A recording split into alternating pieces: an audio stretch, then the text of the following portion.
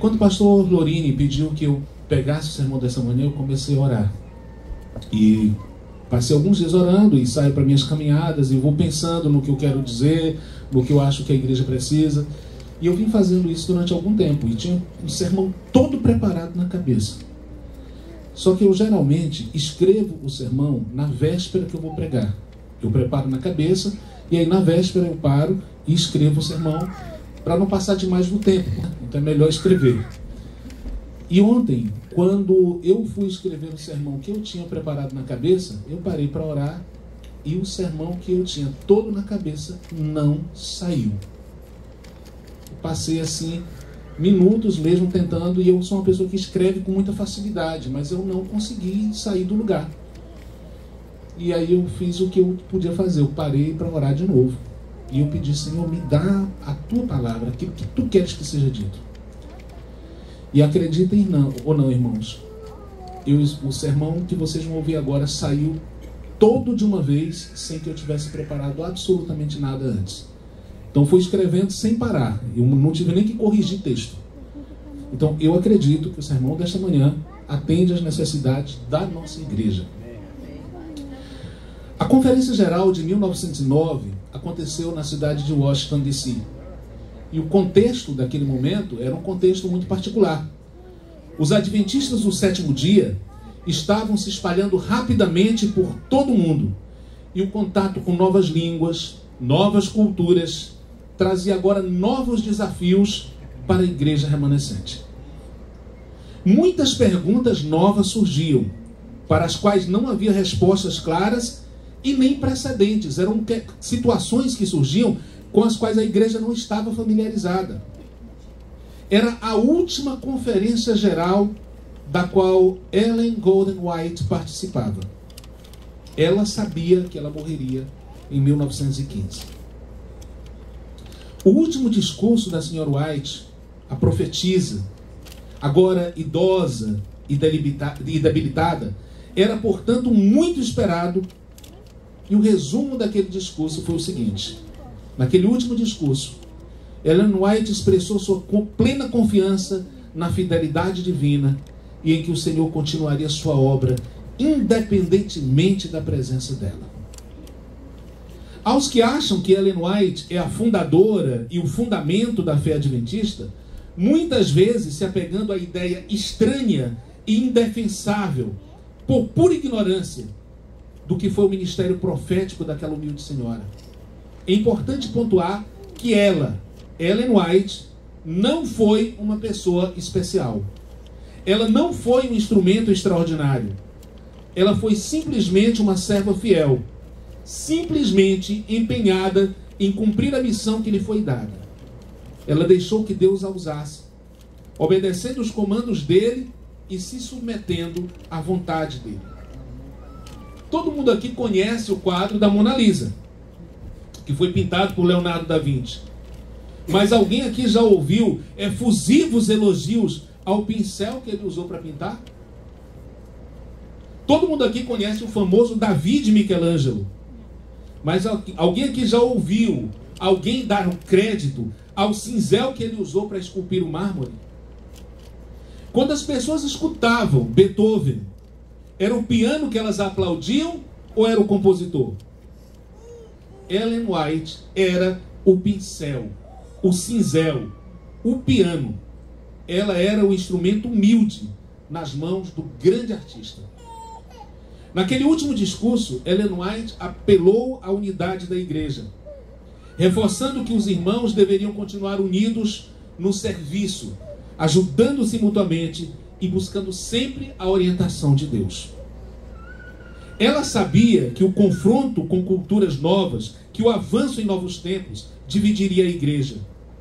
Ela sabia que muitos sairiam do meio adventista na defesa de verdades torcidas, reformistas, promissores, progressistas, gente que duvida do Espírito Santo, Desmond Ford e um sem número de outros homens e mulheres desviados pela vaidade ou pelo simples preconceito. Ellen White então conclama os irmãos a se manterem unidos no serviço. Que serviço? De que serviço ela estava falando?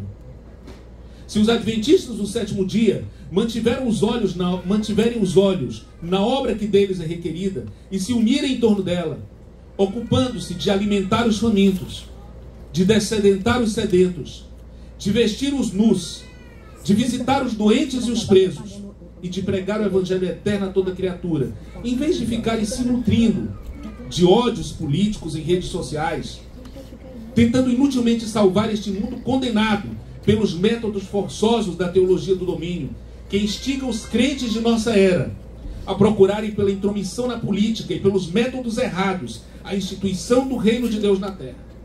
Se os adventistas do sétimo dia se arrependerem e obedecerem aos sábios comandos de Deus que ditam: não por força nem por poder, mas pelo meu espírito, diz o Senhor dos Exércitos em Zacarias 4:6, não haverá espaço, nem tempo e nem vontade para a divisão de nenhuma ordem dentro da igreja que Deus chamou para a última grande missão na terra.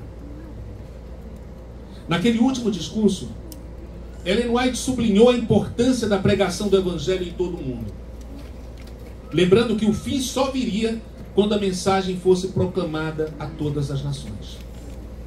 Naquele último discurso, ela pontuou que Jesus Cristo é o centro da fé, da pregação e da vida espiritual adventista. E se assim é, convém nos perguntar: é Cristo o centro da minha vida? Ele é na minha história a pérola de grande preço pela qual tudo eu estou disposto a deixar? Eu estou tendo esta relação de legítima adoração com Jesus Cristo no meu âmbito pessoal? A volta de Jesus é meu motivo, minha razão, meu anelo. É aquilo que ocupa o meu pensamento, que consome minhas melhores energias e meu tempo. Nós precisamos nos questionar e ser honestos sobre isso. Jesus Cristo é e tem que ser o centro da fé, da pregação e da vida espiritual adventista. Depois de dizer tudo isso, Ellen White voltou a se sentar no lugar dela. Mas de repente, quando todos estavam pensando que ela havia concluído, ela se levantou novamente, ergueu a Bíblia, como o Rafael fez durante a lição da escola sabatina, e disse: I commend unto you this book. Eu vos recomendo este livro, a Bíblia. Foram as últimas palavras oficiais de Ellen White na Conferência Geral de 1909. A primeira doutrina do arcabouço adventista é as Escrituras Sagradas. Eu estou seguro de que todo mundo aqui sabe o texto da primeira doutrina já de memória. Todo mundo sabe. As Escrituras Sagradas, o Antigo e o Novo Testamento, são a palavra de Deus escrita, dada por inspiração divina, por intermédio de santos homens de Deus que falaram e escreveram ao serem movidos pelo Espírito Santo. E as passagens para comprovar isso, a gente sabe: 2 Pedro 1:20 e 21, 2 Timóteo 3:16 e 17, Salmo 119, 105 e outras. Que tempos estranhos são estes em que a Bíblia deixou de ser o fundamento regulador da vida dos crentes? O psicólogo, o filósofo, o político, o comentarista, o influencer na internet parecem ter mais poder para ditar comportamentos do que o velho e seguro está escrito. Isso quando a pessoa não resolve pautar a própria conduta cristã pelos memes, pelas historinhas e pelas piadinhas de internet, alimentando uma fé frágil que não frutifica em obediência, em submissão, em perdão, em caridade, em sacrifício, ou na santidade que vem da redição a Jesus Cristo. Há uma historinha dessas de internet que eu particularmente odeio e que todo mundo aqui ouviu. Odeio. E todo mundo aqui ouviu. Aquela velha história da menina que tem uma mãe crente, né, a mãe piedosa, e a menina vai para um final de semana com os amigos fora, e aí a mãe diz: vai com Deus. E ela diz assim: só se ele for no porta-malas do carro, porque o carro está cheio.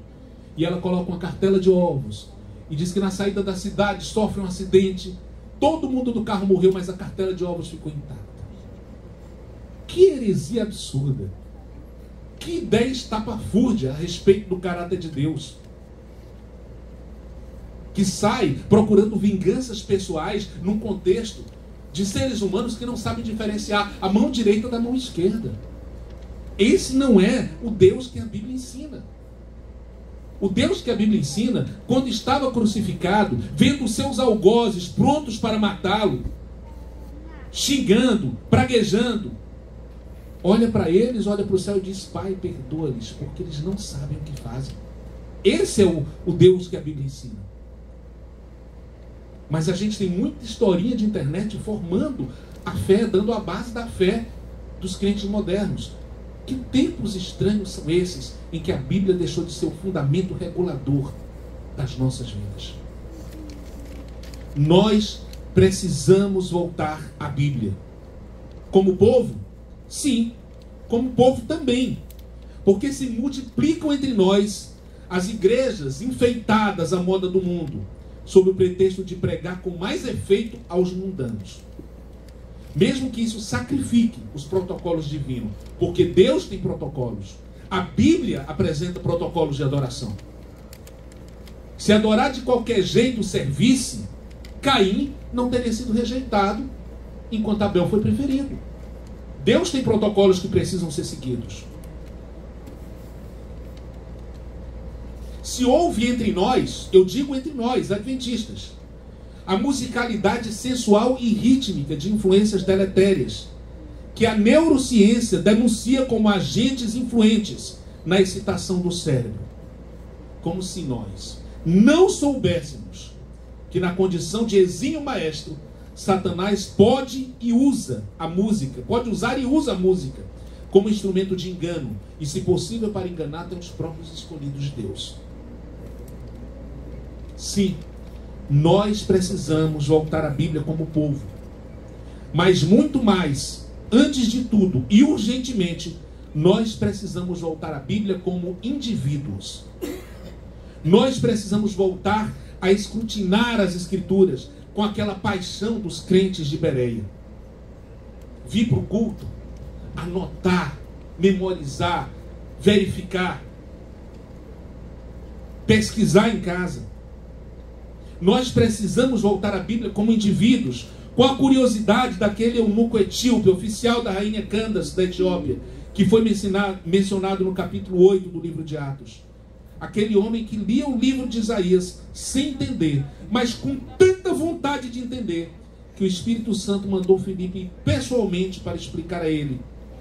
E aquele espírito sincero e indagador foi batizado como consequência.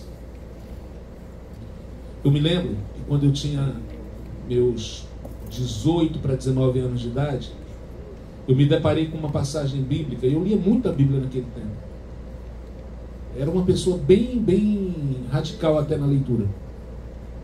E eu me deparei com uma passagem que eu fiquei martelando aquela passagem por mais de uma semana e eu não conseguia entender. E eu lia querendo entender.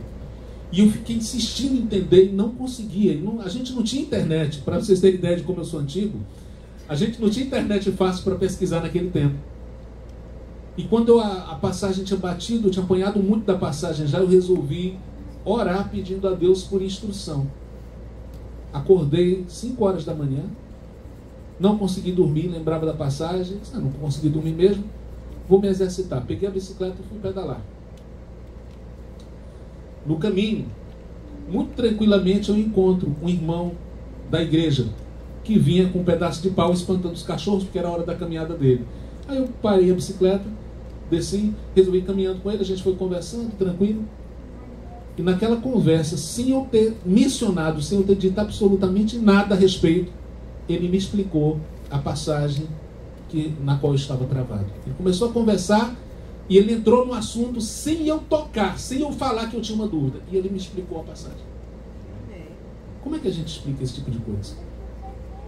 Quando nós queremos entender a Bíblia, quando nós nos dedicamos ao estudo da Bíblia, Deus encontra caminhos de nos ensinar.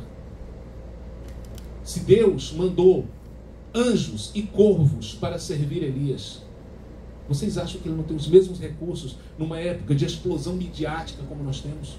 que ele não pode usar alguém na internet, um pastor, um irmão da igreja, uma música, um pregador nas ruas, um folheto que a gente recebe para ensinar o que a gente precisa aprender? Deus pode. Mas nós precisamos querer, nós precisamos buscar, nós precisamos pedir, nós precisamos voltar à Bíblia. Nós precisamos voltar a dar às Escrituras Sagradas o protagonismo de fonte autorizada e suficiente para a nossa vida. Não é o pastor Cicrano, o padre Beltrano, o influencer, o doutor não sei quem. Não são essas pessoas. Nós precisamos dar às Escrituras Sagradas a importância devida e suficiente. Lutero, nos seus tempos de reformista, chegou a dizer numa época em que colocava as Escrituras Sagradas fora da mão do povo, ele disse: eu colocarei a Bíblia na mão do povo, e eu farei com que um homem que conduz o arado saiba e compreenda mais das Escrituras do que os prelados que nós temos hoje. O homem simples que se dedica ao estudo das Escrituras enrobustece o seu intelecto, cresce. Nós precisamos estudar a Bíblia. Nós precisamos conversar sobre os assuntos da Bíblia. Nós precisamos discutir os mistérios da Bíblia. Nós precisamos memorizar as verdades da Bíblia. Ensinar aos nossos filhos o que a Bíblia diz, o que a Bíblia pede, o que a Bíblia proíbe. Para além das historinhas que todo mundo já conhece. Nós precisamos amar a Bíblia de novo, porque ela é a palavra de Deus. Porque nela estão os princípios que conduzem à vida eterna. Nós precisamos olhar para o mundo ao nosso redor usando a Bíblia como um filtro seguro para diferenciar as informações e conceitos que nós devemos e podemos absorver e aqueles que nós devemos rechaçar. Não é o contrário. Eu não vou ler a Bíblia pelo filtro do mundo. Eu tenho que ler o mundo pelo filtro da Bíblia. Assim, se as fórmulas do mundo não falarem segundo a lei e o testemunho, como apregou Isaías 8:20, é preciso ter a coragem cristã de recusá-las, de abandoná-las, de denunciá-las como perigosas e desencaminhadoras. Quanto tempo nós passamos estudando a Bíblia esta semana? Por favor, ninguém responda. É uma pergunta para ser respondida só na consciência. Quanto tempo nós passamos estudando a Bíblia esta semana? Nós já memorizamos os 10 mandamentos, nós sabemos os 10 mandamentos de memória, como diziam antigamente, de cor e salteado. Quantos versos bíblicos nós conseguimos citar de memória? Eu não estou nem pedindo capítulo e versículo, mas quantos versos bíblicos nós conseguimos citar de memória? Quanto tempo nós passamos conversando sobre a Bíblia com nossos cônjuges, com nossos filhos, com nossos amigos, com o pessoal que trabalha conosco? Meus irmãos, quando a gente tem o coração cheio de alguma coisa, a gente fala sobre ela. Aquela coisa vira assunto. Quando a gente tem o coração cheio de alguma coisa, é difícil a gente se demorar em outro assunto sem voltar para o mesmo lugar. Porque todas as nossas conversações vão caminhar para aquele ponto. Quantas orações nós fizemos esta semana para entender a Bíblia, para sentir vontade de estudar a Bíblia, para reconhecer as Escrituras, até o ponto de que as pessoas que nos conhecem nos associarem com o que a Bíblia ensina. A pessoa olhar para o irmão ou para a irmã e dizer assim: olha, aquilo ali vive de Bíblia. Já foge ao meu tempo, então eu tenho que pedir aí a ajuda do irmão Ronaldo sempre, né, quando é das antigas. Já ouviu falar de um cidadão chamado Chico Bíblia? Já. Conheceu o pastor Cláudio? Chico Bíblia? Sim. Pode dizer para os outros o que esse cara fazia?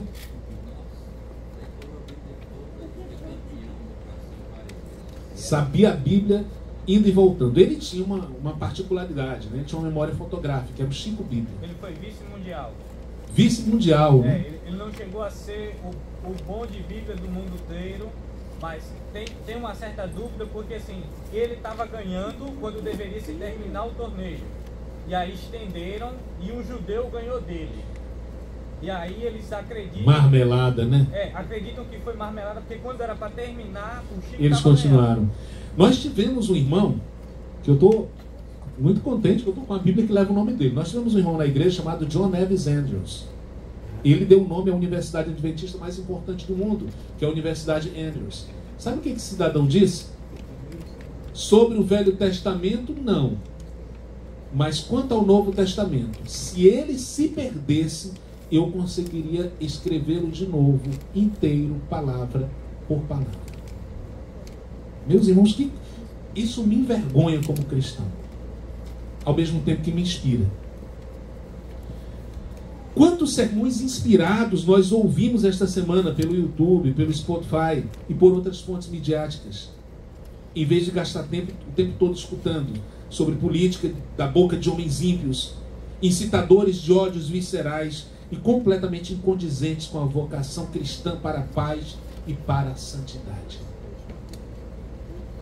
Sai para caminhar muitas vezes. Depois que eu descobri esses podcasts aí adventistas, de sermão, do Brasil, dos Estados Unidos, da França, da Espanha, meu amigo, eu tenho escutado direto. E é uma delícia. A gente aprende tanta coisa nova.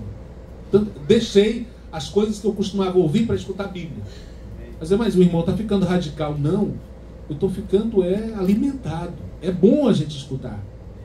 Dizem que quando Guilherme Miller estava no auge da pregação sobre a iminente volta de Jesus, o ardor e a paixão pela Bíblia eram tão patentes que na cidade de Boston, Massachusetts, bares se fechavam ao meio-dia para se converter em casas de oração. Você consegue imaginar isso? Os bares fechando as portas ao meio-dia para as pessoas se ajoelharem lá dentro e orar. As profecias eram o assunto preferido dos crentes. Não havia pausa. Não havia descanso e nem distração quando o assunto eram as coisas santas. E foi por isso que o reavivamento aconteceu ali. Hoje, causa-me certa amargura ver os crentes deste tempo empenhados em coisas que não dialogam com o texto bíblico.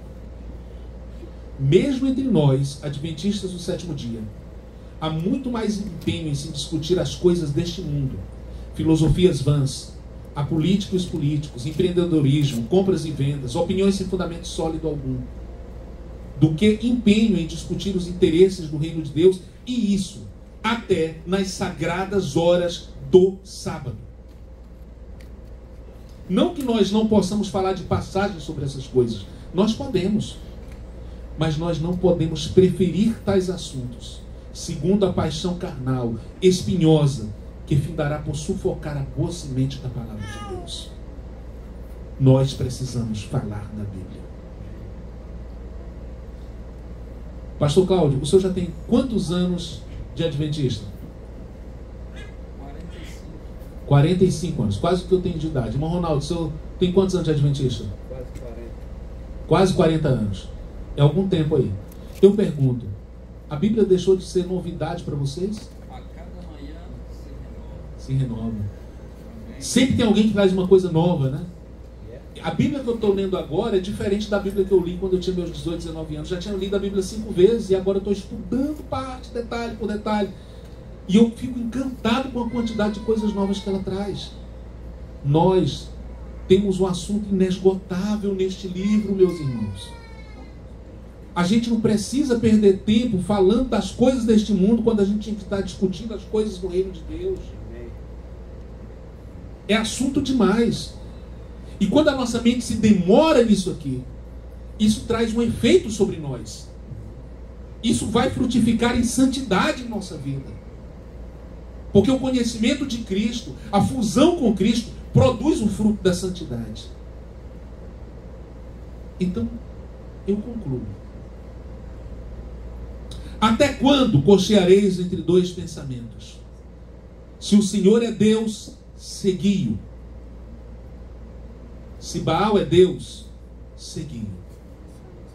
1 Reis 18, 21. Buscai ao Senhor enquanto se pode achar. Invocai-o enquanto está perto. Isaías 55, 6. Temei a Deus e dai-lhe glória. porque é vinda a hora do seu juízo, e adorai aquele que fez o céu e a terra e o mar e as fontes das águas. Apocalipse 14, 7. E para fazer tudo isso, eu vos recomendo este livro. Vamos de novo amar a Bíblia. Irmãos, a gente não tem muita visita na igreja hoje, e as que nós temos, me parece que todos aqui já são tementes ao Senhor, já conhecem a mensagem. Mas cabe fazer um apelo mesmo assim, para que nós renovemos os nossos votos com Deus. E eu quero fazer um apelo hoje. Se você acha que você podia dar mais ao estudo da Bíblia, quero pedir para você vir orar comigo aqui na frente. Se você acha que você tem que se apaixonar de novo pela Bíblia, eu quero chamar você para orar comigo aqui na frente. Se você quer assumir um compromisso de colocar a Bíblia novamente como fundamento da sua adoração do Cristo vivo, de Deus Pai, do Espírito Santo, eu quero convidar você para vir orar aqui na frente. Eu estou fazendo o apelo porque parece necessário. Nós precisamos voltar à Bíblia. Nós não precisamos de igreja com paredes pretas, com música chamativa. Nós não precisamos de programas engraçadinhos, historinhas estilo coach. Nós não precisamos disso. Nós precisamos voltar à Bíblia. Então, se você quer orar, estou esperando você para vir. Vamos orar. Vamos renovar o nosso compromisso com Deus, de fazer da Bíblia o nosso fundamento de fé. Vamos tornar a Bíblia o nosso assunto.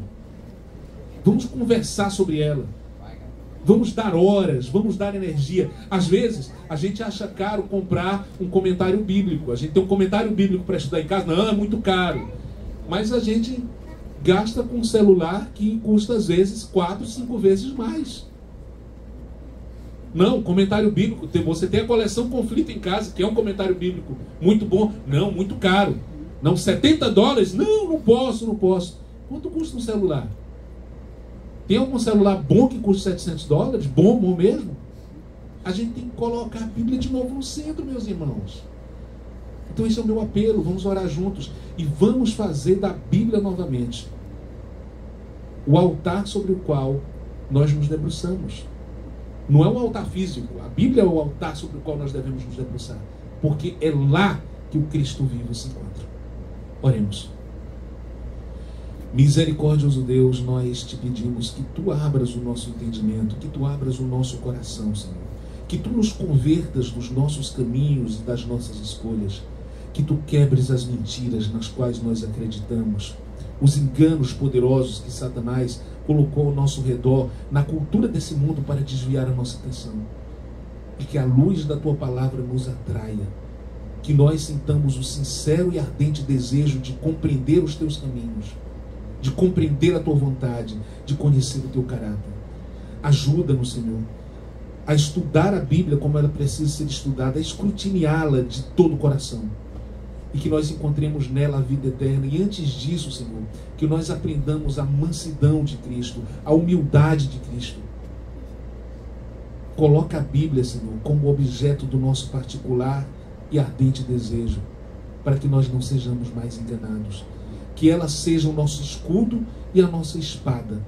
Que ela seja a nossa armadura. Que ela prepare a nossa mente, Senhor. Que ela nos santifique, porque tu disseste que era teu desejo que nós fôssemos santificados na tua palavra. Santifica-nos através da tua palavra.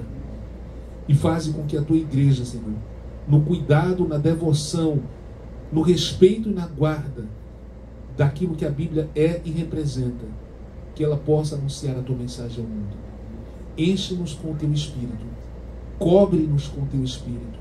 Redime-nos pelo teu sangue. E usa-nos. É o que nós te pedimos e te agradecemos, não por nós mesmos, mas por Jesus Cristo, o nosso adorado Senhor e teu Filho, o desejado de todas as nações. Amém. Amém.